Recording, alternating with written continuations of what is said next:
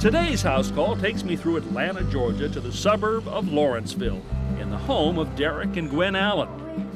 With two young sons, 3-year-old Drew and 15-month-old Jason, the Allens have had to reallocate some of the rooms in their new home. The formal living room has evolved into a combination home office and playroom. The Allens would like to redecorate the room and find a way to make it serve their dual needs more effectively. The project itself will be pretty straightforward, but what makes this house call different is that we're going to show you a few of the behind-the-scenes activities that are an inevitable part of making house calls. As I head toward the Allens' home, carpenter David Schulte and assistant carpenter Scott Haynes are already on the scene with our workshop on wheels to begin prepping for today's project. Hello, Ron. Hey, Gwen, how are you? We're fine. Derek? Who's this? This is Drew. This is Ron. Get a hug. Oh, okay.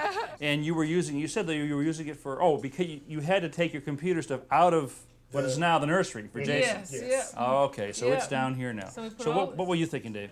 We're going to paint the walls, kind of a burgundy color, crown molding, and then to make this more of an office, we've got some ready-to-assemble, unfinished furniture from Whittier Wood Products.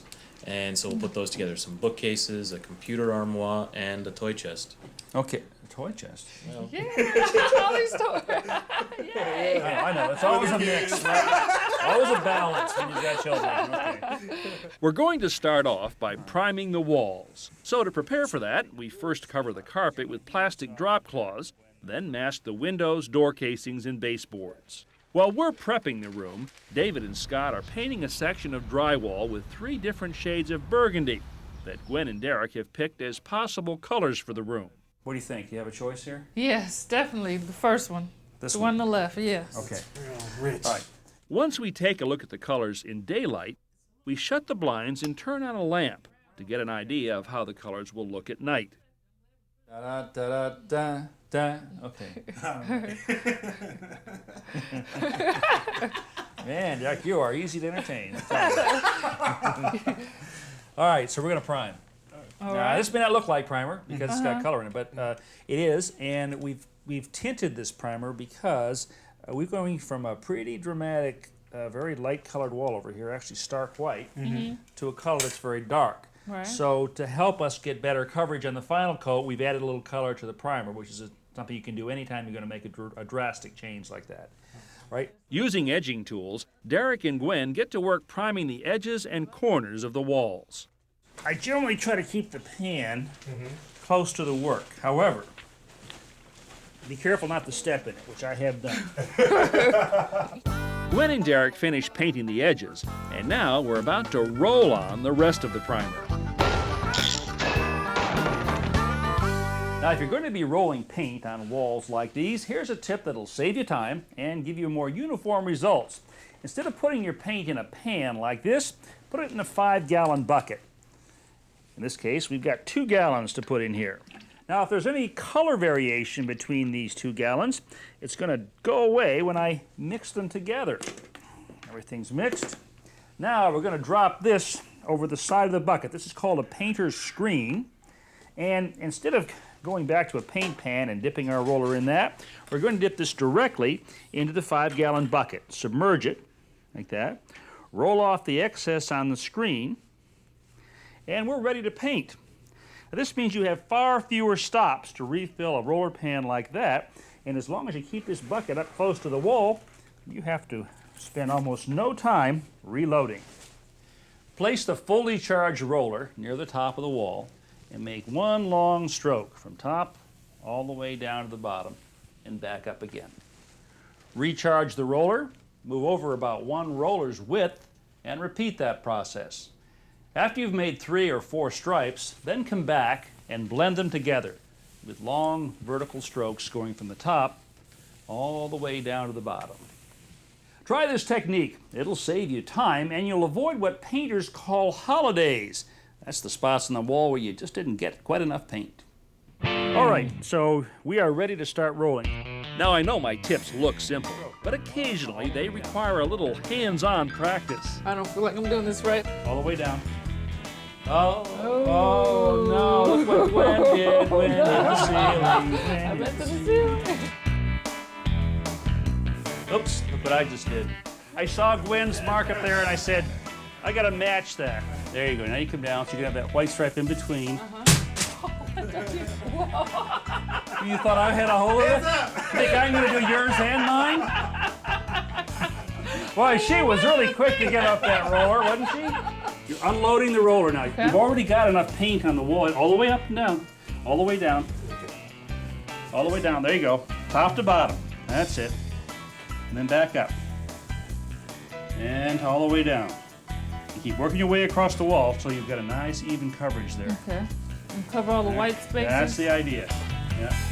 If part of a HouseCalls project involves repetition, like assembling all this furniture, I often do some of the work on camera while David and Scott work off camera. Hey, Ron, we finished with the primer.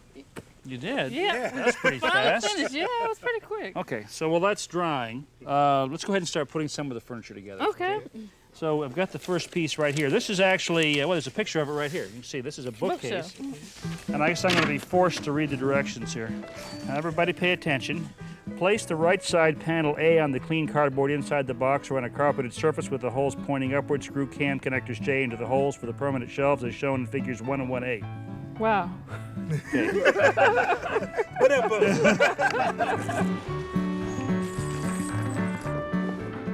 How you coming, Gwen? I think I'm doing it right. Oh, Gwen, you put them in backwards, huh? Put 'em in back. Ah, you didn't. This is the top. The screws are pointing, good. All right, now is there a front or back to this? We need one more cam somewhere. Is there, see one down there anywhere? No. Oh, man. Maybe it fell on the ground. Oh, here's one, here it is. You see it? There you go. You see, David has read the directions. Yeah, I'm becoming I an like expert this. at this now. Huh? Yeah, this is really nice. Now, here is the back. This is 1/8" plywood. Okay, right. Gwen, see the little groove right there? Just slide it in. Just slide it in all the way up. Okay, should be flush with the top there, right? Yes, we are.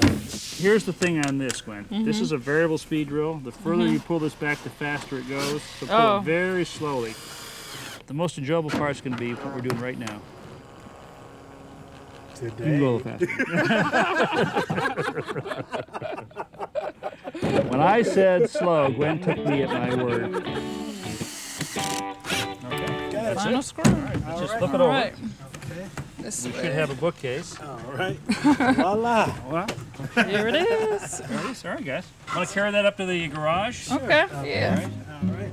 I'll supervise. All right. That way. This way. Up the hill. You know, very few things cost so little yet have such a dramatic effect on your home as paint. And the nice thing is, you know, if you do it, and I know we were joking about this later, but if you don't like it, just do it over again. That's true. I'm not suggesting that that's going to be the case here. While painting is going on indoors, I've moved back outside to start prepping our furniture for finishing. I drive a couple of nails into the edges of the bookshelves and place them on a pair of 2x4s. So see, now we can let these nails rest on these 2x4s, and even though we could have wet finish on both sides of this, no part of the shelf is touching anything. So that allows us to kind of work a little bit faster, and not have to wait for one side to dry. That's a good idea. Now, the shelves, these cabinets are made of birch and alder. It has a tendency to splotch a little bit when you stain it. So we're going to put this material on here. This is called a pre-stained wood conditioner. And all we have to do is brush this on. It's kind of almost water-like. So you guys just go ahead and start putting this on. We're going to put it on both sides. Okay, and then we can just flip this right over. See, that's wet on the other side, but it's not touching. Okay. Oh yeah, is that brilliant? Yeah. I never would have thought about that. Yeah, I learned that from somebody. Everything I know I've learned from somebody else, I'll tell you. After applying the wood conditioner, we wipe off the excess with cloths and let it dry. Now we're ready for our finish stain. This is a stain that's been added to a finish or a coating. So it's sort of suspended in the coating. And again, because of this kind of wood, the birch and the alder, it's going to go on with less spotting and blotching. It's important to apply the finish as quickly as possible to avoid leaving streaks and lap marks. And then come back with nice long strokes like this. Okay. Once the finish dries, we rub out the surface with fine steel wool to remove bubbles or trap dust particles. Moving the steel wool in long strokes in the direction of the wood grain prevents scratching. Next, we run a tack cloth over the shelves to pick up any residue. Then we'll apply a second coat of finish. All right, we are going in search of some studs. Wall studs. All right, so Gwen, there's a stud finder for you. Okay. Derek, Thanks. you guys climb up there. Back inside, we're going to install some crown molding. So we locate and mark the wall studs. Let's put up some crown molding. We're going to be putting up a simple-to-install miterless crown molding system that requires no angled cuts. Using construction adhesive and finish nails, we first attach inside corner blocks. Then at the center points between the corners, we put up divider blocks. While crown molding can be nailed to the wall and ceiling, I prefer to use small triangular mounting blocks, which we attach with construction adhesive and nails. Then we simply cut the crown molding to length, set it in place, and nail it into the mounting blocks. We fill any gaps with painter's caulk and smooth the bead using a finger. I love this part. This is the unveiling, you know? Finally, we remove the masking paper and bring in the furniture. Look at this, Drew. This is so pretty. You like it?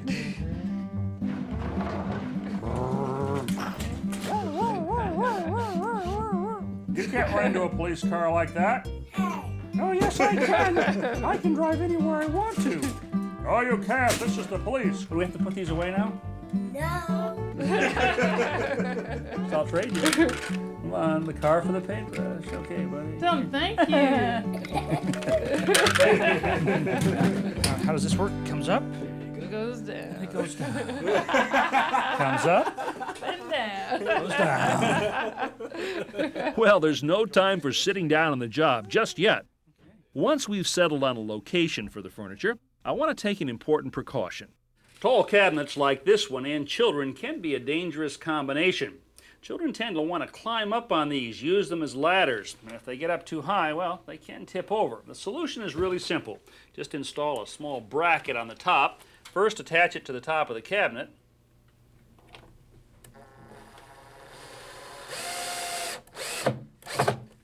And then, right into a wall stud. There, now that's safe and secure. One added precaution, keep things that are attractive to children off high shelves, down low where they can reach them without having to climb up. Go. Yeah, Huh? hey, come on in. Come on. Hey. Huh? Not bad, huh? Awesome. Got a nice workspace here. Keyboard, monitor, little shelf over here. But you know what's really cool about this? A piece of sheep. Well, it works really well as an office. Look at that. This goes up, locks here. This slides in. This closes. This goes. Hey, Drew, put the chair over there, would you, hon?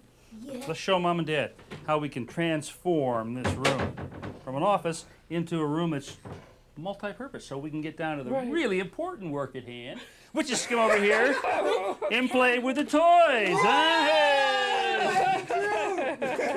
A place for So the you like the color? toys. You like the I color? love the color. Great.